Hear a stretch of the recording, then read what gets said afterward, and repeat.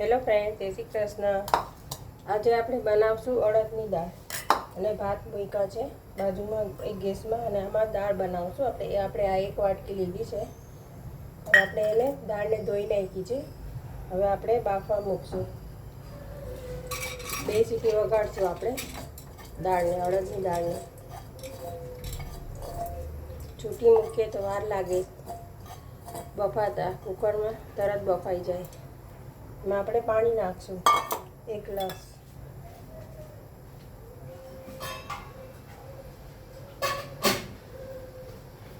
આપણે 1 ગ્લાસ પાણી નાખીને કાપી નાખશું. 2 સીટી વગાડી દઈશું આપણે. ગેસ ચાલુ કરશું. 2 સીટી કરી દઈશું આપણે. ફ્રેન્ડ્સ, હવે આપણે જોઈ લઈશું આપણી દાળ થઈ ગઈ છે કે નહીં.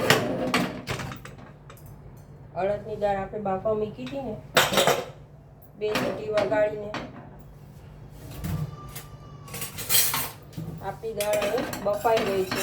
તમે જોઈ શકો છો આપણી દાળ બફાઈ ગઈ છે. હવે આપણે એમાં મસાલો કરશું. આપણે આમાં મસાલો કરશું, કાચો મસાલો કરશું.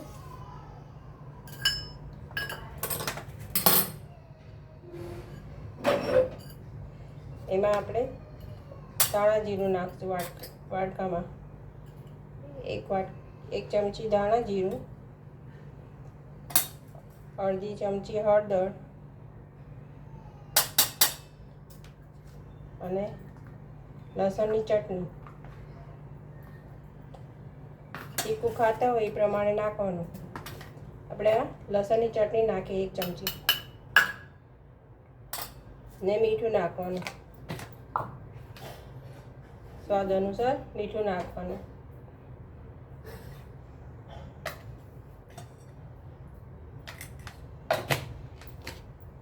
હવે આપણે એમાં પાણી નાખશું. મિક્સ થાય એટલું પાણી નાખવાનું. હવે આપણે બધું મિક્સ કરી દઈશું મસાલો.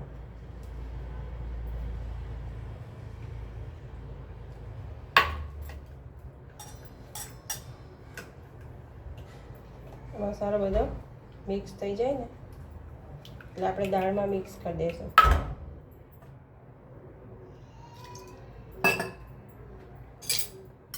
હવે આપણે આમાં આ મસાલો જે બનાવ્યો છે ને એ આપણે દાળમાં નાખી દઈશું.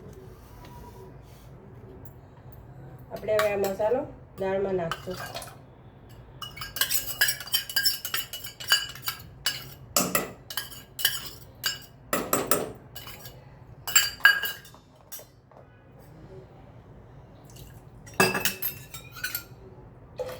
થોડું આપણે તેલ નાખશું.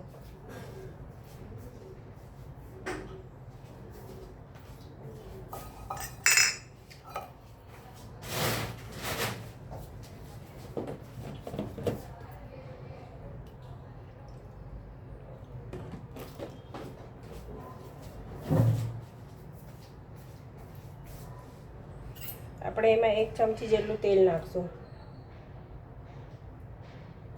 1 ચમચી તેલ નાખશું આપણે. સિંગ તેલ નાખવાનું, બીજું કોઈ તેલ નહીં સારું લાગે આમાં અડદની દાળમાં. હવે આપણે ગેસ ચાલુ કરશું.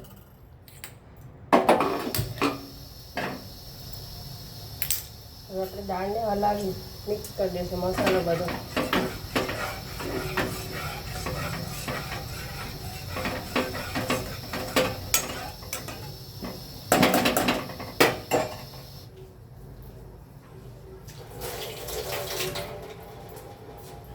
આપણે દાળ તપેલીમાં કાઢી લઈશું.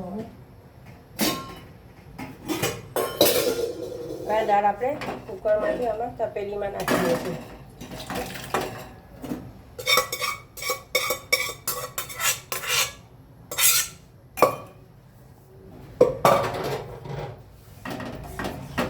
દાળ આપણી થઈ ગઈ છે.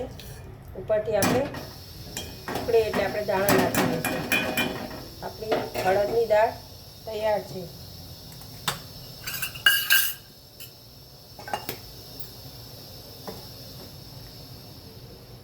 થોડી ઉકળે એટલે આપણે એમાં દાણા નાખી દઈશું.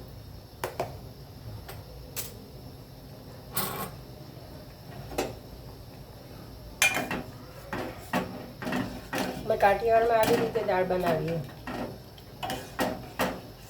ઉપરથી મસાલો કરવાનો, વઘારવાનો નહીં. ઉપરથી દાણા નાખી દેવાના. આવી રીતે બનાવજો દાળ. વિડીયો જોઈને પછી મને કમેન્ટ કરજો કેવી લાગે છે.